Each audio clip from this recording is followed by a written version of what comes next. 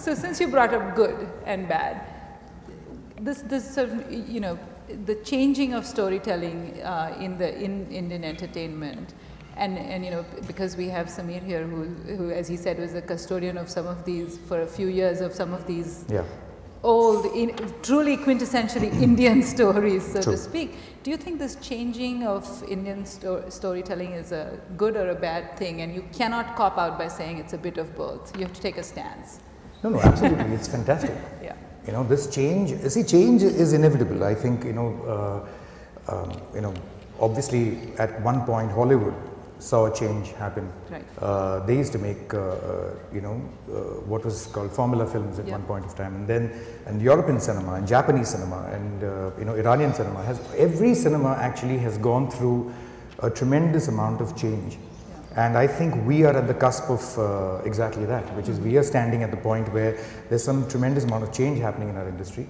And I for one, definitely welcome it with open arms, because without change, I don't believe we can move ahead.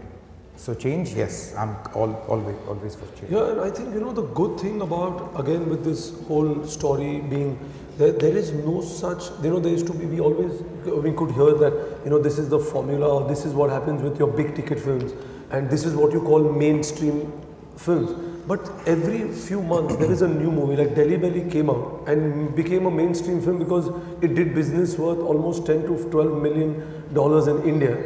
Okay, which is nobody, not even Amir Khan, not Abhinay, or anybody expected it. So it just became mainstream. A movie like Dirty Picture comes and again becomes mainstream. Again, we didn't have, I mean, it's a hero-dominated industry, and you have Vidya Balan who comes out there and does a film, and I mean, you can't say that because it's raunchy and it's got sex and it's got all that, because many people have tried that. There have been other films, and I hope they don't think because of Dirty Picture it will be a success. But you can't ever say that this is what works. I think somewhere there is a instant connect which happens through the screen. You know, something magnetic, the mystery which is there of your films, it connects and it touches. So if you have that story and it goes out there and it releases in France, it releases in Portugal or anywhere in Japan, that Indian film will become and break out. How did the Chinese cross over? You know, they crossed over because suddenly it became cool to see Kung Fu, and you know, the Kung Fu crossed over and it went down. So all of us are in hope that our song and dance will cross over.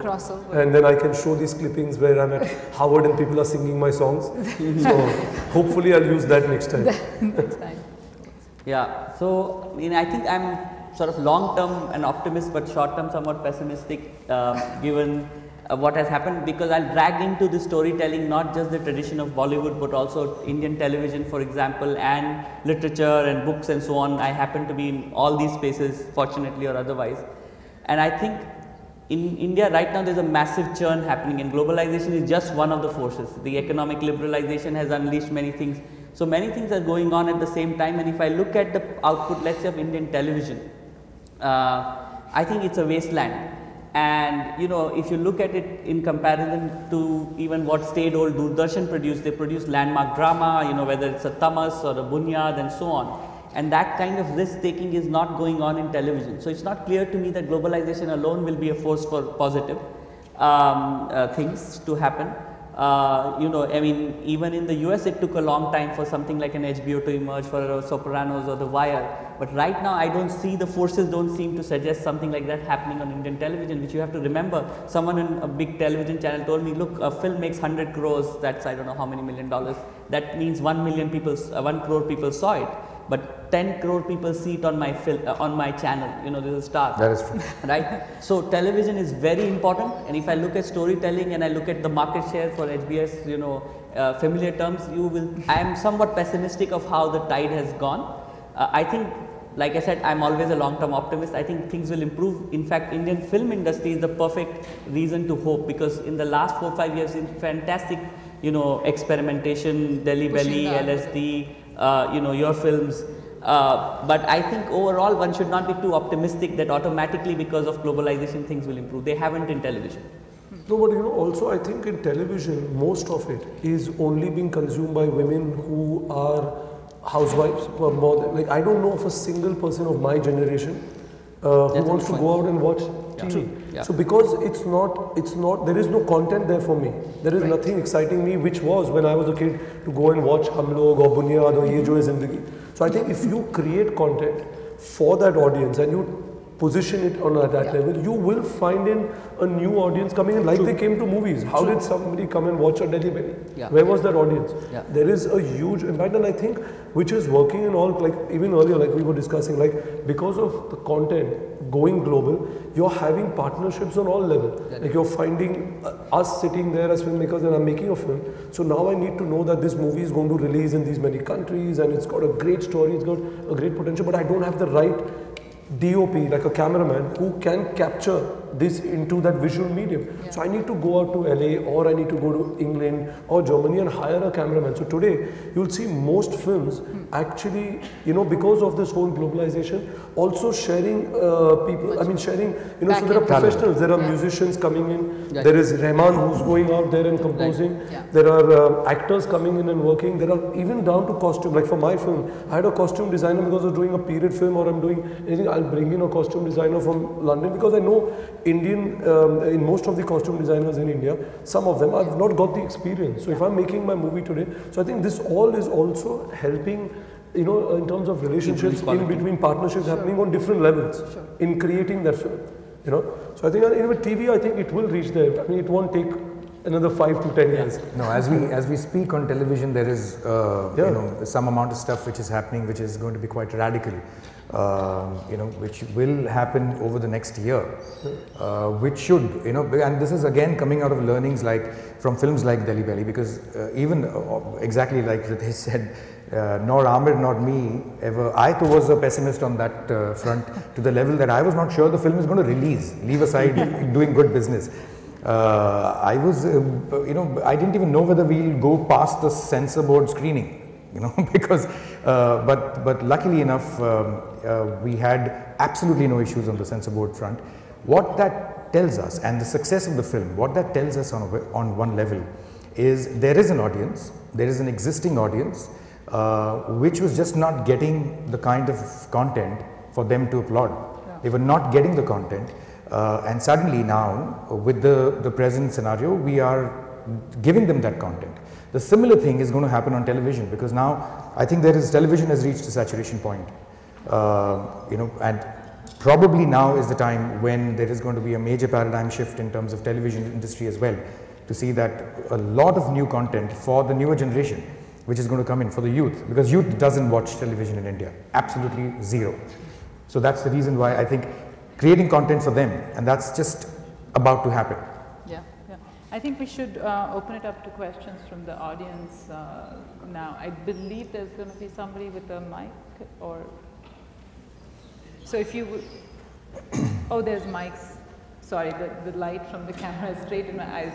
There's a mic right here, so if you could come and line up, and if you have a question that's specifically addressed to one of them, please mention who it is addressed to.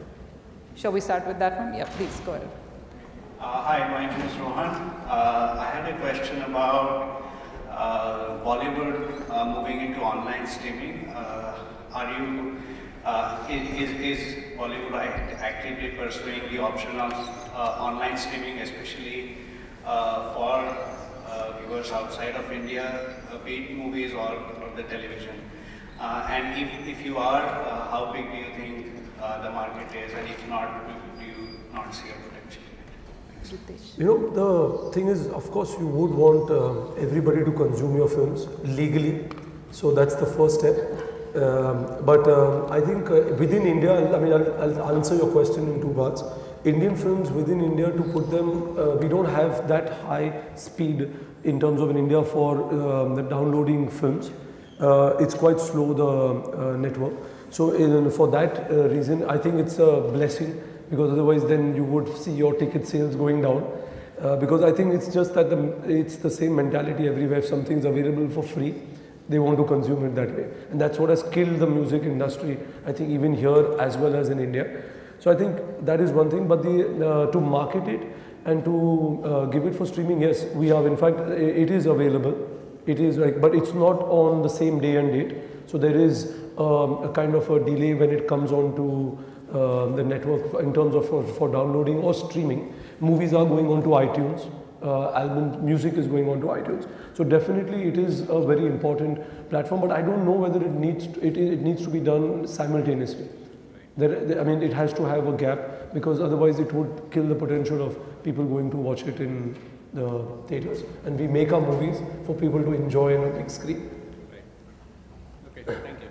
Let's go to. Hi, my name is Patel. I have a question for anyone on the panel who wishes to answer.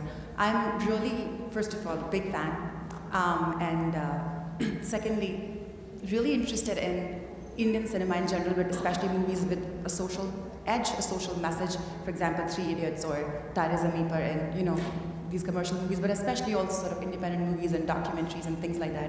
And I feel like there has been a steady downfall over sort of from the 60s to like the 90s, where in the 60s and 70s to have Smita Patel act in these movies with a social message, and there was a big downfall, and I think lack of funding was a big problem. In the US, there are examples like the Sundance Film Festival and other theaters that only screen independent movies. Do you feel like that trend is something that will pick up back in India? How is the funding going to come for movies like this? Can we expect to see organizations like the Sundance Festival in India? Okay. I'm, for one, the wrong person to answer this question, because I made a socially very irrelevant film.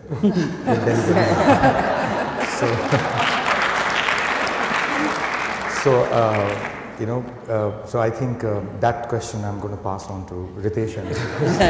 Yeah, okay. I think it's an interesting question, but I mean, see, people go out to watch films.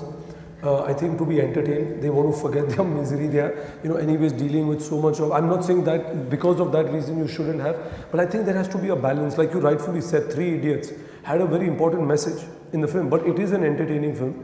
It is a commercial film, and somehow at the end of it, it gives you a message.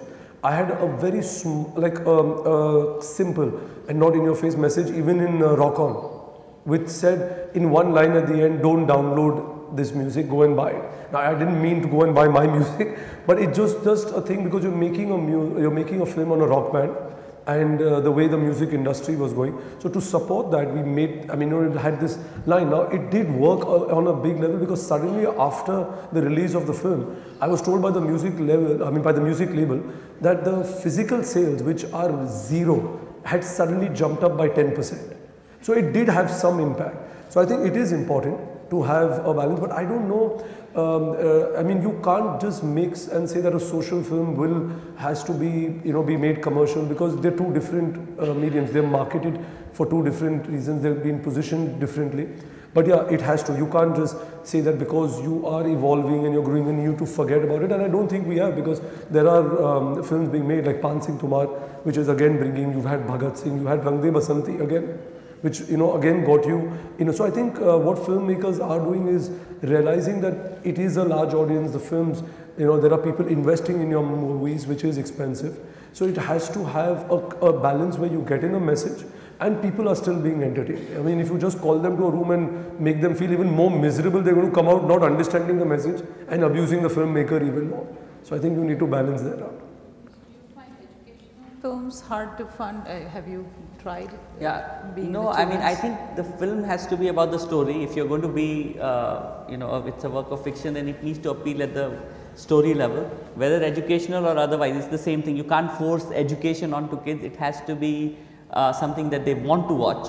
And I think in general, the question is not so much commercial versus non-commercial. The question is, can you fund films that are riskier than others, right? And everyone has a risk profile or a thought around what is risk. So certainly looking back, 70s films seem much more risky. I don't think we have mechanisms to fund those kind of films, frankly, and I think that will emerge, because even Sundance is maybe 20-30 years old in the US. So that will emerge, multiplexes will help, television will help, maybe some level of government support will help, which is an anathema here, but you have to remember those films are produced by NFDC in India. And so I think it's a combination of things, and it will not be a single thing that will solve it. Let's go to